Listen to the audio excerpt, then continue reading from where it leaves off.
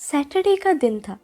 एक बच्चा अपने स्कूल से वापस आया और अपने पापा से कहा, मेरी टीचर ने मुझे एक होमवर्क दिया है और ये कहा है कि मुझे 10 लोगों को हक करना है और उनसे ये कहना है कि सब्र रखें, ज़िंदगी पर भरोसा करें और मैं आपसे प्यार करता हूँ। इतना सब सुनने के बाद उस बच्चे के पापा ने बच्चे से कहा, ठीक है, हम कल मॉल जाएंगे और तुम वहाँ अपना काम पूरा कर लेना।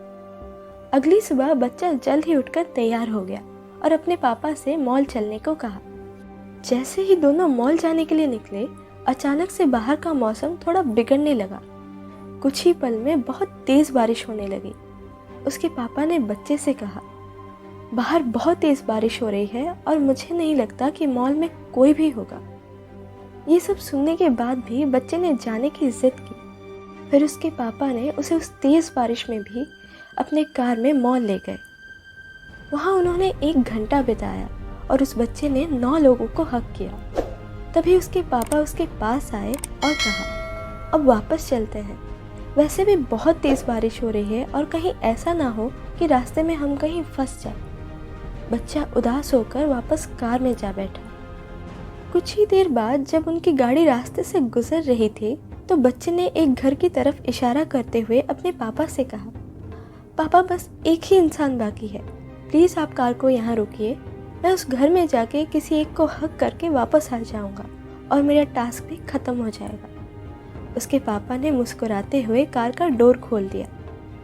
बच्चा एक छाता लेकर उस घर की तरफ बढ़ गया। उसने डोरबेल बजाई और कुछ देर इंतज़ार किया। जब किसी ने जवाब नहीं दिया तो बच्चे ने दरवाजे को ज़ोर से खटकाया। काफ़ी देर इंतज़ार करने के बाद एक औरत ने आकर डोर खोला, जो कि थोड़ी उदास सी थी। उन्होंने धीरे से पूछा, क्या हुआ बेटा, मैं आपके लिए क्या कर सकती हूँ? आंखों में चमक और चेहरे पर एक प्यारी सी मुस्कान लिए बच्चे ने कहा, मैम, मुझे मेरी टीचर ने होमवर्क दिया है जिसमें मुझे 10 लोगों को हक करना है और उनसे ये कहना है कि सब्र रखें, ज़िंदगी पर भरोसा करें और मैं आपसे प्यार करता हूँ। मैंने 9 लोगों को हक करके ये मैसेज दे दिया है। क्या मैं आपको हक करके ये मैसेज दे सकता हूँ? ये सब सुनकर उस औरत की आंखें भर आई और उसने उस बच्चे को अपने गले से लगा लिया। बच्चे ने वो मैसेज उन्हें दिया और जब उनसे अलग हुआ तो उसने देखा कि वो औरत बहुत रो रही थी। ये देखकर उस बच्चे के पापा कार से उतरकर उन दोनों के पास आए और उस औरत से पूछा, क्या कोई प्रॉब्लम है मैडम? उस औरत ने अपने आप को संभाला और दोनों को घर के अंदर ले आई। उन्होंने दोनों को सोफे पर बैठने को कहा और खुद किचन में चली गई और उनके लिए चाय बनाकर ले आई। और वो भी पास के एक सोफे पर बैठते हुए कहने लगी, कुछ ही दिन पहले मेरे पति मुझे इस दुनिया में अकेला छोड़कर चले गए।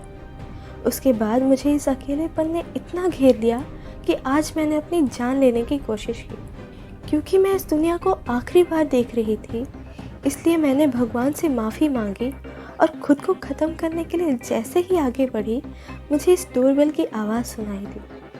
मैंने सोचा कि इसे जाने दो, पर फिर सोचा कि इतने दिनों से तो कोई मुझसे मिलने नहीं आया, तो क्यों ना मैं जाके देखूं कि कौन है। जब मैंने डोर खोला तो मुझे अपनी आंखों पर विश्वास नहीं हुआ।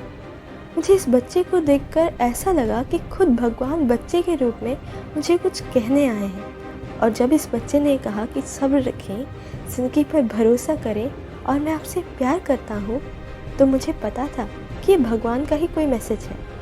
अचानक मुझे ये एहसास हुआ कि अब मुझे मरना नहीं है, खुद के लिए जीना है और अपनी ज़िंदगी को और बेहतर बनाना है।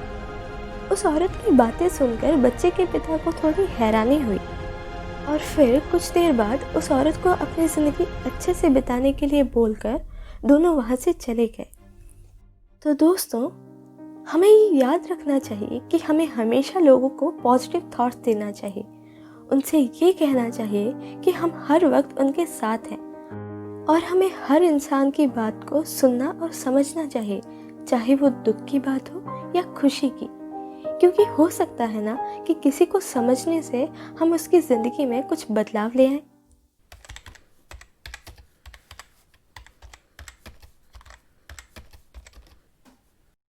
Thank you.